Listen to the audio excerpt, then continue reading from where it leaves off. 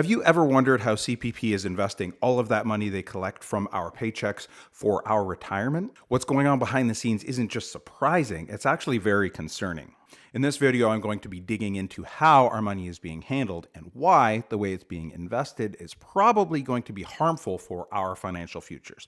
I am Justin, this is Tater Investing. Let's do this. Let's discuss one of the gambles CPP Investment Board and several other Canadian pension funds have made. Northvolt, a Swedish battery manufacturer, was once a shining star in the electric vehicle revolution. It promised to meet the surging demand for EV batteries, but things took a turn this year. As of November 2024, the company was scrambling for funding, and by the time you watch this video, it may have already filed for bankruptcy. This is a blow not just to its employees, but to all of us Canadians because CPP Investment Board invested millions and millions of dollars in this company, as did three other major Canadian pension funds. Canada Pension Plan Investment Board, or CPPIB, invested $55 million in Northvolt. IMCO, or Investment Management Corp of Ontario, invested $400 million. OMERS bought both shares and debt, and then a major Quebec pension plan, which I'm not going to butcher its name, my French isn't that good, they invested $150 million. Together, they joined automakers and other financial giants to pump billions of dollars into Northvolt, and now most of that money is in serious jeopardy.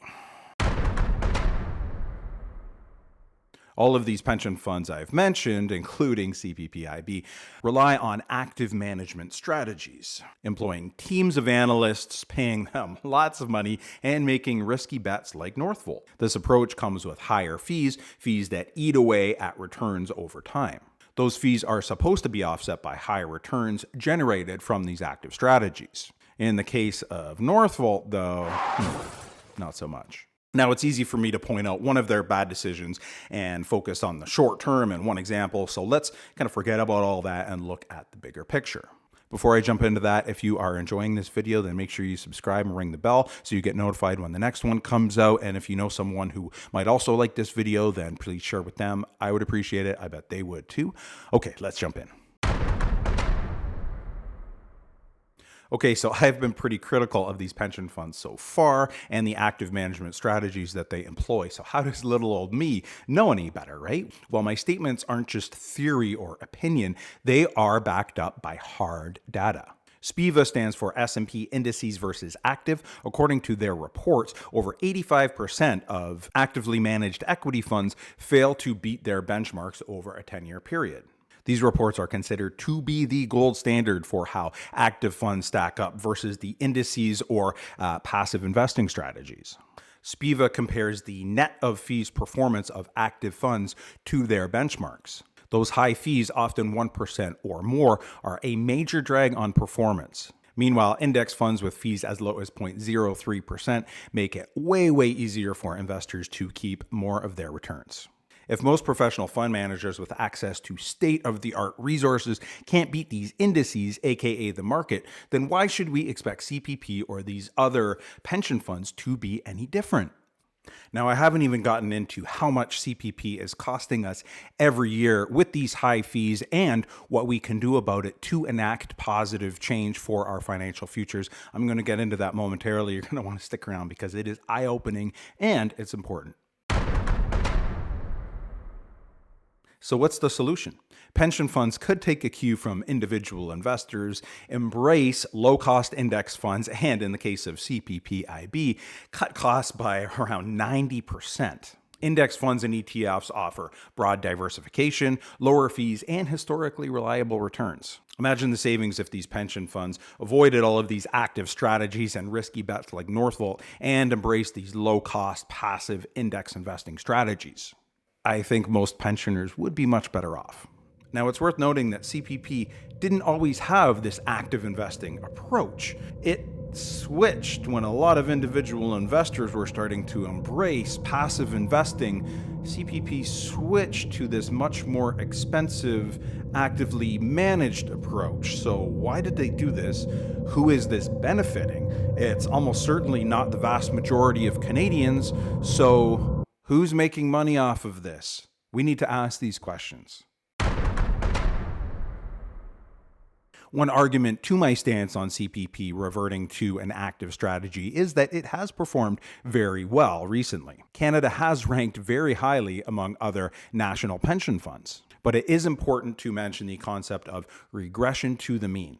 Extraordinary performance often reverts to average results over time. Just because CPP has had really good performance lately, it doesn't mean that that is going to persist indefinitely. In fact, it's really likely that it won't. Pension funds that outperform in one period often struggle to do the same over the next period as the market evolves and competition increases. Outperformance with active management is often fleeting, and studies consistently show that active managers who beat the market struggle to maintain that performance over time. Okay, I've teased it long enough. Here it is.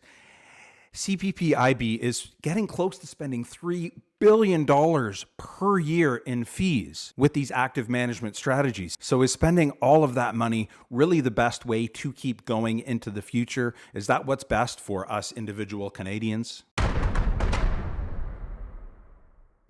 CPP-IB, at least in my opinion, is wasting valuable resources, their time and our money with these active strategies.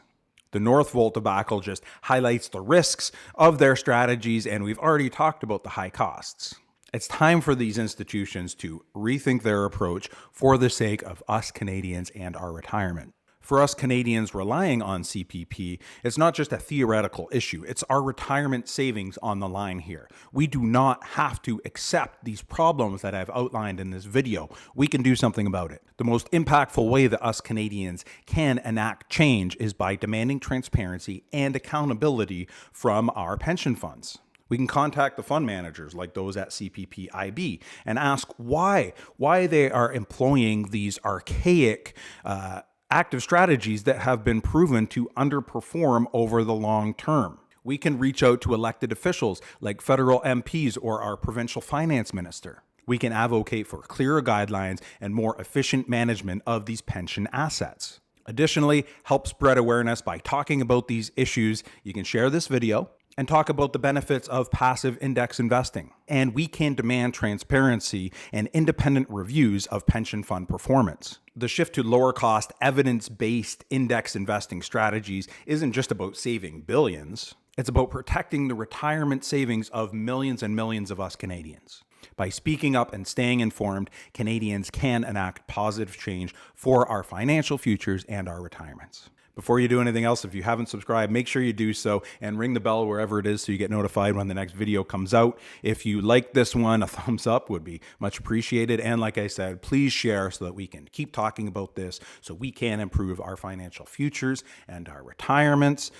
Let me know in the comments too, what do you think? Should CPP continue with these active management strategies because they've done pretty well recently? Or do you agree with me, regression to the mean, think they are going to start doing worse and maybe a passive strategy like they used to do that would save billions of dollars per year might be a lot better? Let me know in the comments. Thanks for watching. We'll see you again soon.